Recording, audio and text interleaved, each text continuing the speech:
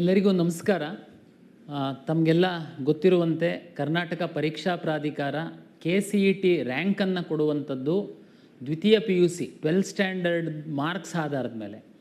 ನಾವು PCMBಗೆ ಪರೀಕ್ಷೆಯನ್ನು ನಡೆಸಿದ್ದೀವಿ. ತಾವು PUC 12th ಸ್ಟ್ಯಾಂಡರ್ಡಲ್ಲಿ ಏನು ತಾವು PCMB ಸಬ್ಜೆಕ್ಟಿಗೆ ಮಾರ್ಕ್ಸ್ ತಗೊಂಡಿದ್ದೀರಾ, ಅದರ ಆಧಾರದ ಮೇಲೆ ವಿವಿಧ ರ್ಯಾಂಕ್ಗಳನ್ನು ಕೊಡುವಂಥದ್ದು ತಮಗೆ ಗೊತ್ತಿದೆ.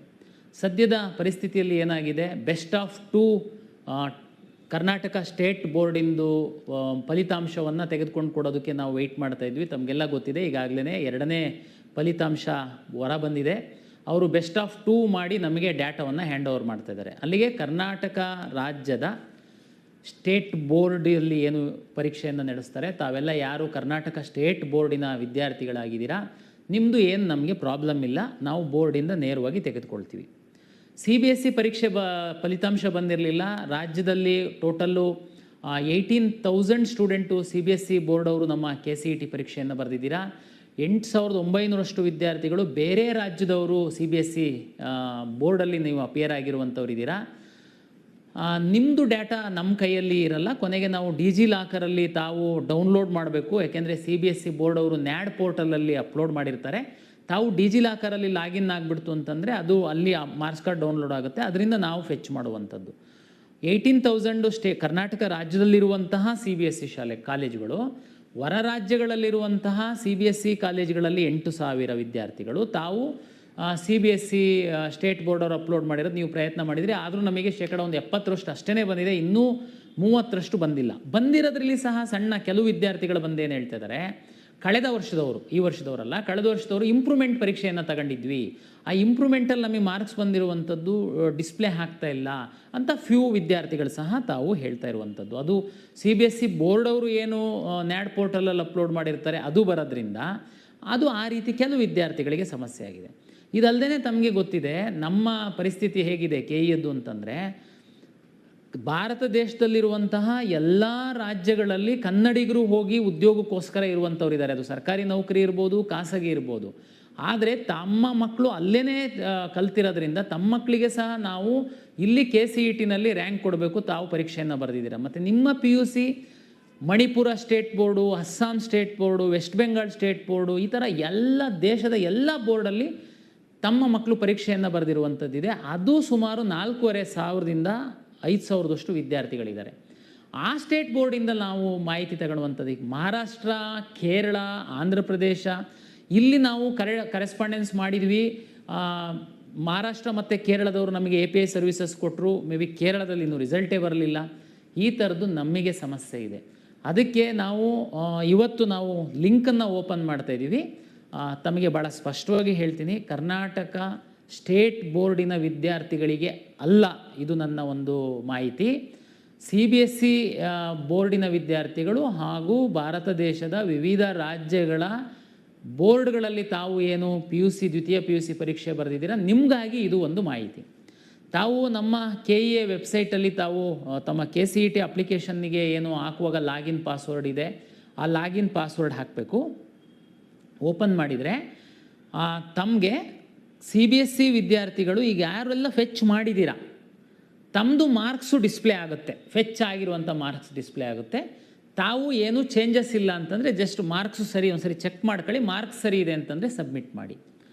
CBSEನಲ್ಲಿ ಇನ್ನೂ 30 ವಿದ್ಯಾರ್ಥಿಗಳು ಡಿಜಿಲಾಕರಲ್ಲಿ ತಾವು ಲಾಗಿನ್ ಆಗಿದ್ದೀರಾ, ಫೆಚ್ ಆಗಿಲ್ಲ. ಕೆಲವರು ಲಾಗಿನ್ನೇ ಆಗಿಲ್ಲ. ತಾವುಗಳು ಲಾಗಿನ್ ಆಗಬೇಕು, ತಮ್ಮ ಮಾರ್ಕ್ಸನ್ನು ಎಂಟ್ರಿ ಮಾಡಬೇಕು, ತಮ್ಮ ಮಾರ್ಕ್ಸ್ ಕಾರ್ಡನ್ನು ಅಪ್ಲೋಡ್ ಮಾಡಬೇಕು. ಭಾರತ ದೇಶದ ವಿವಿಧ ರಾಜ್ಯಗಳ ಬೋರ್ಡ್ಗಳಲ್ಲಿ ತಾವು ಯಾರು PUC ಮಾಡಿದಿರೋ ವಿದ್ಯಾರ್ಥಿಗಳು ತಮಗೆ ಸಹ ತಾವು ಲಾಗಿನ್ ಆಗಬೇಕು, ತಮ್ಮ PUC ಮಾರ್ಕ್ಸನ್ನು ಎಂಟ್ರಿ ಮಾಡಬೇಕು, ತಮ್ಮ PU ಮಾರ್ಕ್ಸ್ ಕಾರ್ಡನ್ನು ಅಪ್ಲೋಡ್ ಮಾಡಬೇಕು. ದಯಮಾಡಿ ಇದು ತುಂಬ ಸಿಂಪಲ್ ಕೆಲಸ. ಮಾಡಿ ಸಬ್ಮಿಟ್ ಮಾಡಿದರೆ ಮಾತ್ರ ನಾವು ನಿಮಗೆ CET ರ್ಯಾಂಕ್ ಕೊಡೋದಕ್ಕಾಗುತ್ತೆ. ಇಲ್ಲ ಅಂತಂದರೆ ನಾವು ರ್ಯಾಂಕ್ ಕೊಡೋದು ಕಷ್ಟ ಆಗುತ್ತೆ. ದಯಮಾಡಿ ಮುಂದಿನ 2 ದಿನದಲ್ಲಿ ತಾವು ಈ ಕೆಲಸ ಮಾಡಬೇಕು ಅಂತೇಳಿ ನಾನು ವಿನಂತಿಯನ್ನು ಮಾಡಿಕೊಳ್ತೀನಿ. CBSEನಲ್ಲಿ ಡಿಜಿಲಾಕರಿಂದ ಫೆಚ್ಚಾಗಿ ಸಹ ಬಂದಿದೆ. ಅಲ್ಲಿ ಯಾವುದೋ ಮಾರ್ಕ್ಸು ತಪ್ಪು ಫೆಚ್ಚಾಗಿದೆ ಅಂತಂದರೆ ತಾವು ಮಾರ್ಕ್ಸ್ ಕಾರ್ಡ್ ಅಪ್ಲೋಡ್ ಮಾಡಬೇಕು. ತಾವು ಸರಿ ಇರುವಂಥದ್ದನ್ನು ಕೆಳಗಡೆ ಎಂಟ್ರಿ ಮಾಡೋದಕ್ಕೆ ಹೇಳಿ. ತುಂಬ ಸಿಂಪಲ್ ಪ್ರೊಸೀಜರ್ ಇದೆ, ತಮಗೆಲ್ಲ ಈಸಿಯಾಗಿ ಅರ್ಥ ಆಗುತ್ತೆ ಅಂತೇಳಿ ನಾನು ಭಾವಿಸಿದ್ದೀನಿ.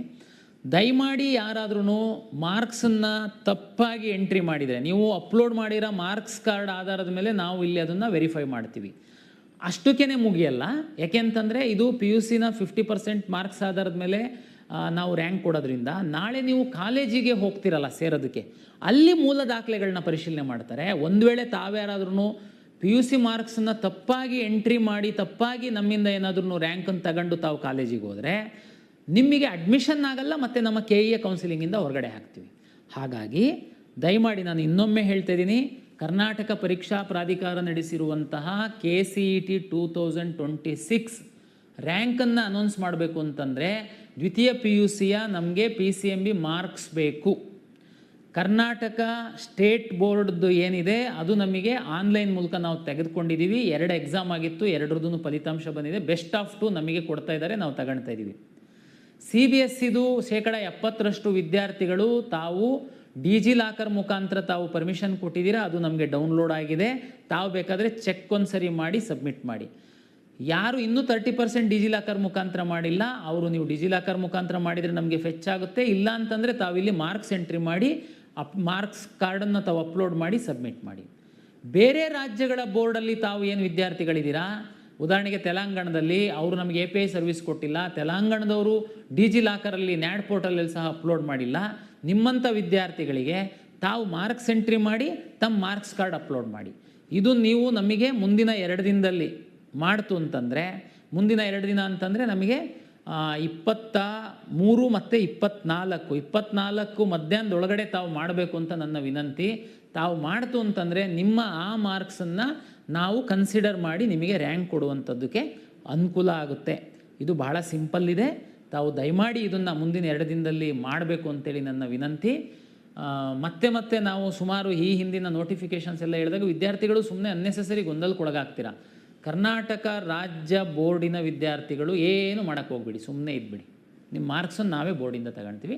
ಉಳಿದವ್ರು ಮಾತ್ರ ನಮ್ಮ ಲಾಗಿನ್ ಆಗಿ ನಾನೀಗ ಹೇಳ್ದಂತೆ ಮಾಡಿ ಅಂತೇಳಿ ಎಲ್ಲರಿಗೆ ವಿನಂತಿಯನ್ನು ಮಾಡ್ಕೊಳ್ತೀನಿ. ಇದು ಟಾಪ್ ಪ್ರಿಯಾರಿಟಿ ಇದೆ, ತಾವು ಮಾಡಲೇಬೇಕು. ನಾವು ರ್ಯಾಂಕ್ ಕೊಡೋದಕ್ಕೋಸ್ಕರ ದಯಮಾಡಿ ಸಹಕರಿಸಬೇಕು ಅಂತ ಎಲ್ಲ ವಿದ್ಯಾರ್ಥಿಗಳು ಮತ್ತು ಪೋಷಕರಲ್ಲಿ ನಾನು ವಿನಂತಿಯನ್ನು ಮಾಡಿಕೊಳ್ತೇನೆ.